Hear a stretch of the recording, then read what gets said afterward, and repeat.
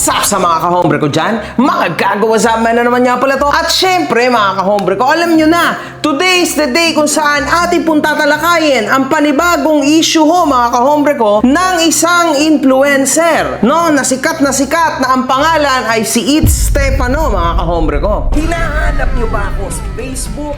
Eto na ang bagong Facebook ko mga kahombre ko. Follow nyo ako.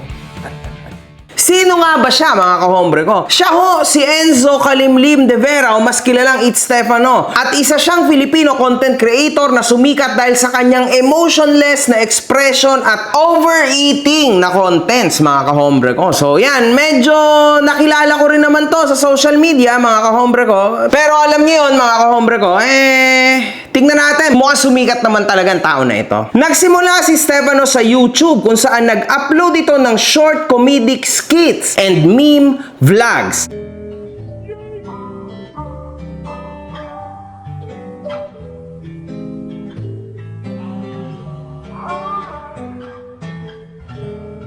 Is it good?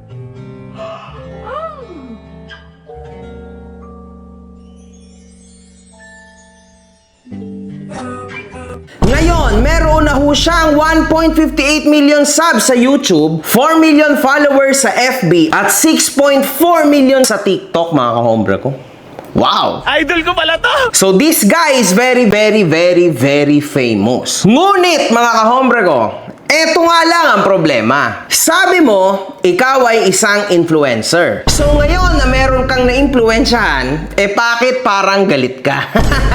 Easy lang, ha? Hindi ba yan naman ang trabaho natin? Influencer, ibig sabihin, mang-impluensya ka ng tao. Inevitably, meron at merong iidolo sa'yo, hindi man naaminin agad, pero meron at merong mag-a-idolize sa'yo, then eventually, makukuha niya lahat ng pinaggagawa mo sa social media. Bakit? Hindi rin naman habang buhay na ikaw lang ang nandyan. Madalas ko yung sinasabi mga kahombre ko. Kasi end of the day, ano bang mangyayari sa dulo?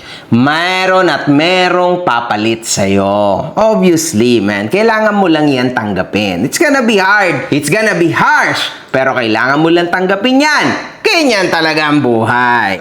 Wala na siya. Laos na siya. Nagkaroon ng post si Stefano sa kanyang Facebook page kung saan sinabi niya na I've seen multiple creators copying my content. At first, I found it fun and enjoyed it, but they started doing it frequently. I believe everyone has their own potential and I'd rather see them create something unique instead. I just want them to know their limits and respect other creators' creative process.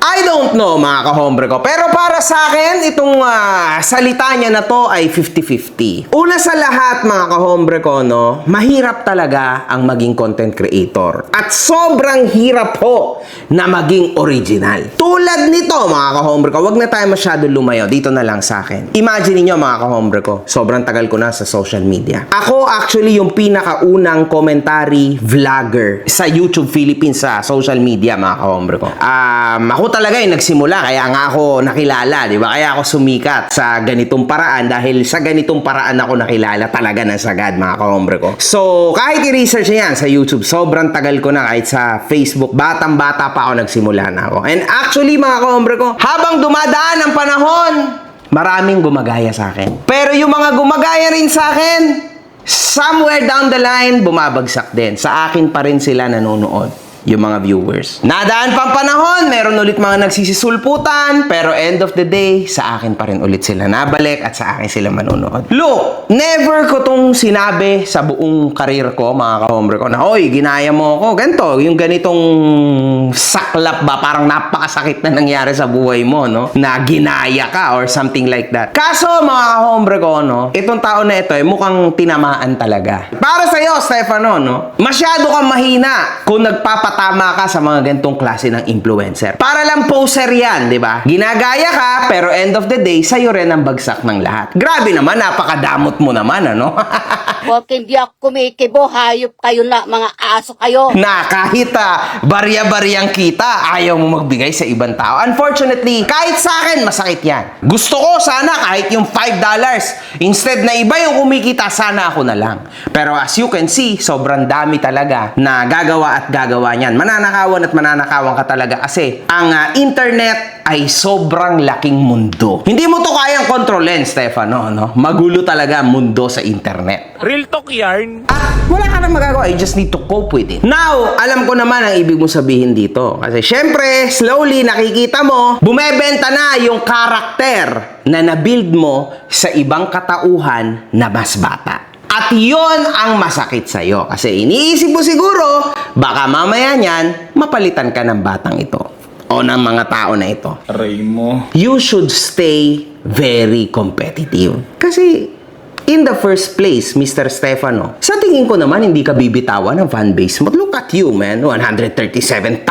reacts. You will remain forever that original guy na nagpauso ng ginagawa mong content. And your comedic skits, wala namang makakagaya sa'yo. You will be unique forever.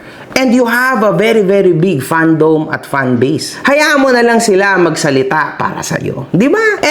Anyway, mga kahombre ko, mahirap din talagang i-bash si Stefano kasi end of the day, bilang content creator, naiintindihan ko siya. Papaniwala kayo dyan eh. Gago nga yan. It's just that, ang siste ngayon, parang ang tinatamaan dito ay ang isang 6-year-old na vlogger, mga kahombre ko. Kasi sa lahat, no, parang ito talaga yung gumaya ng todo sa kanya, mga kahombre ko. So, yun yung medyo crazy part doon, mga kahombre ko. And actually, sumobrang sikat na rin siya by totally copying, no? It's Stefano. Anyway, dahil ho sa Facebook post na ito, maraming netizens ang nag-speculate na si Ria Vlogs ang pinatamaan nito, mga kahombre ko. So, ito siya.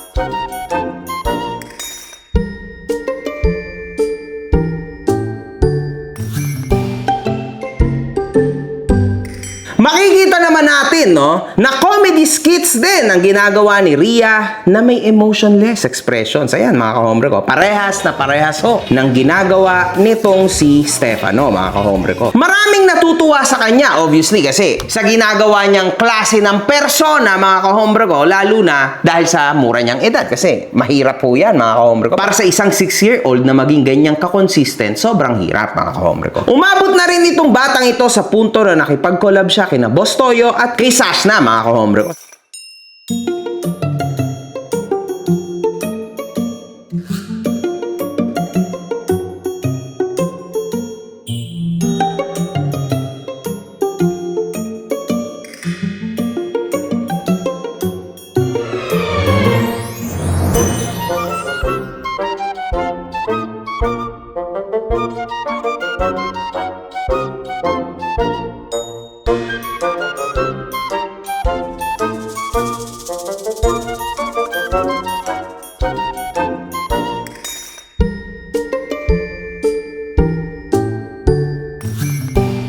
Napakalakas ho talaga. Nagkaroon na rin ho ito ng sari-saring mga endorsements tulad ng auto dealer, isang shoes and apparel shop, shawarma shop, at ang pinakamatindi ho sa lahat, mga kahombre ko, oh my goodness, Jollibee, mga kahombre ko, ha.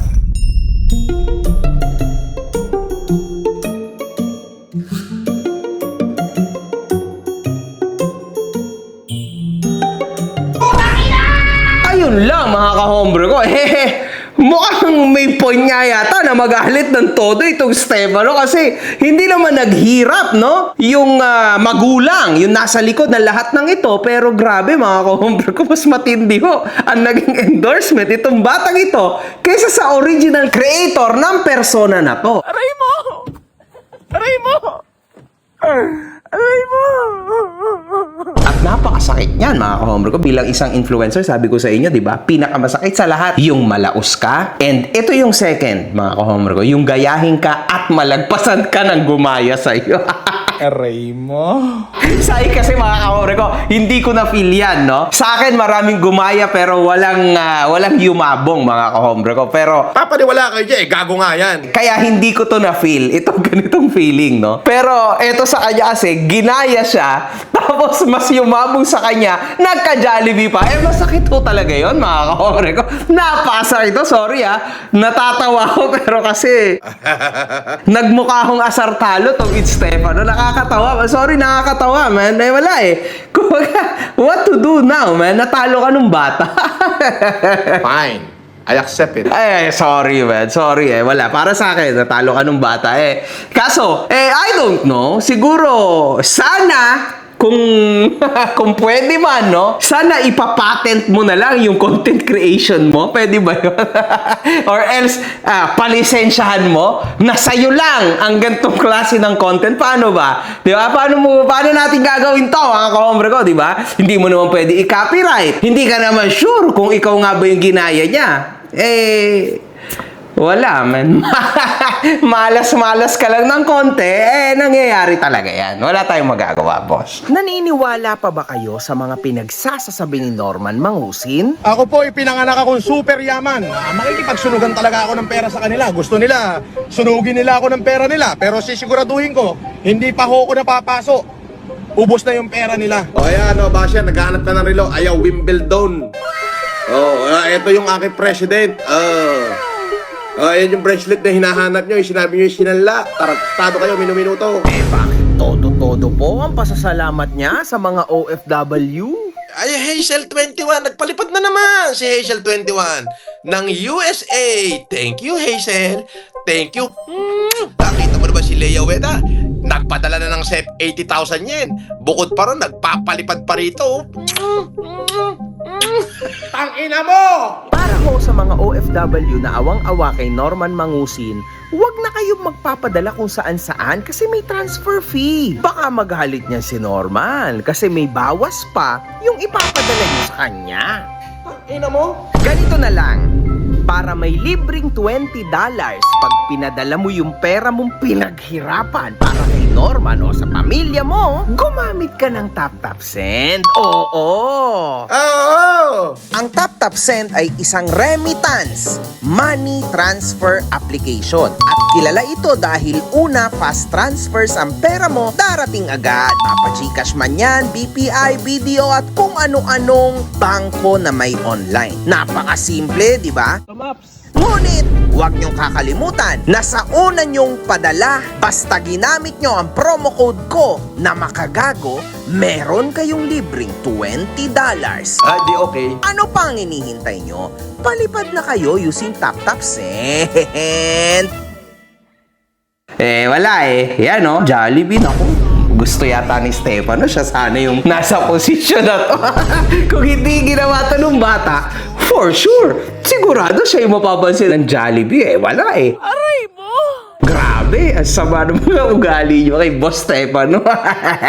Hindi kayo nakakaintindi sa akin, utang ina nyo, magsilayas kayo. May content daw si Stefano noon kung saan kumain siya ng napakaraming rice sa Jollibee. Kahit umabot ito ng 8.4 million likes, mga kahombre ko, sa TikTok, hindi man lang siya pinansin ng Jollibee. Grabe naman ikaw, meme god, tinarantado mo naman na sagad to, Steph. Grabe ka na, dapat hindi mo na to pinabasa sa akin.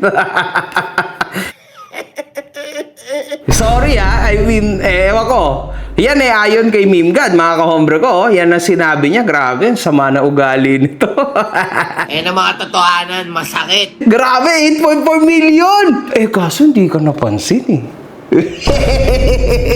Aray mo. Ang napansin yung bata. Aray mo. Yan ang problema. Pero alam niyo, this is just crazy. Kasi, paano nangyari yun? Napapatulad mo isang bata. Sorry ang laki ng fandom mo. Putragis pa, 600,000 followers lang yung bata, di ba? Kaso naungusan ka. Yun yung problema. Grabe yun. 600,000 followers nun, tapos nadali ka ng ganun. Boss, Galingan mo, dapat yan ipabarangay o kasuhan mo na straight. Kung ako sa'yo, kakasuhan ko na yan. Kesa mag-rant ka sa Facebook, walang kwenta yun, man. Ano ka ba? Kinakabahan yan. Kinakabahan yan. Kasuhan mo na! Oo! Pero dahil sa ginawang post ni Stefano, nag-post ng video ang tatay ni Ria kung saan umiiyak si Ria at may caption na, "Papa po ito ni Ria. Humihingi po ako ng paumanhin sa nangyari, Idol Stefano. Sa totoo lang po, sobrang dami ko nang kinita sa inyo." Joke lang. Joke lang, grabe na mo kayo. Kaya nga makagago pangalan niya kasi gago yan eh. Oo. Sobrang hanga at inspired kami sa inyo. Inspired ha? Ako po mismo matagal nang nanonood ng mga content nyo at kalaunan ay naging paborito na rin kayo ni Ria. O yun. Di okay. Di wow. Inspired, inspired, inspired, inspired, inspired. Parang may naaalala ako sa inspired. At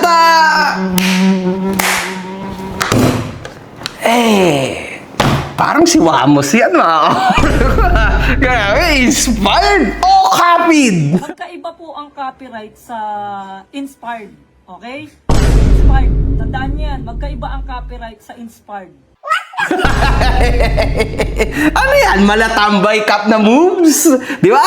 Ano yan? Pio Balbuena? Fuck you, DCP! Fuck you, mga gago! Wala ka dating, mabaho! Wala ka dating! Ulit. Kapag may libreng oras siya na nakakapag-TV, madalas ay mga lumang videos nyo ang pinapanood niya. Hindi ko po intensyon na may ma-offend o may maramdamang hindi maganda. Ngayon ko lang po na-realize na baka nasobrahan na rin talaga ang pagiging inspired namin sa inyo. Sumabit siya. Ano ba naman to, man? Atrasamante ka. Inspired na sobrahan ng inspired. Kapid na ho ang ibig sabihin, no? Kinopya na yon kasi nasobrahan ng inspired. Sumobra, di kumopya.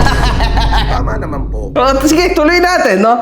Kung umabot man sa puntong naging uncomfortable o nakaka-offend na para sa inyo, humihingi ho ako ng tawad. Papa po ni Ria ito, sorry po ulit. Hindi ko na po i-defend ang sarili ko. Kasalanan ko naman po talaga lahat sa paggaya ng content. Nirerespeto ko po lahat ng opinion at galit nyo at tanggap ko po lahat yon. Salamat po, sorry po ulit, ma'am sir. Lalong-lalo na kay Idol. Nag-live din naman mga kahombre ko si Boss Toyo kung saan galit na galit ito sa mga bashers ni Ria. At ayon pa sa kanya, So nag-release yung Stefano, biglang nag-bash, walang originality. Ang tawag sa inyo mga kwang-kwang.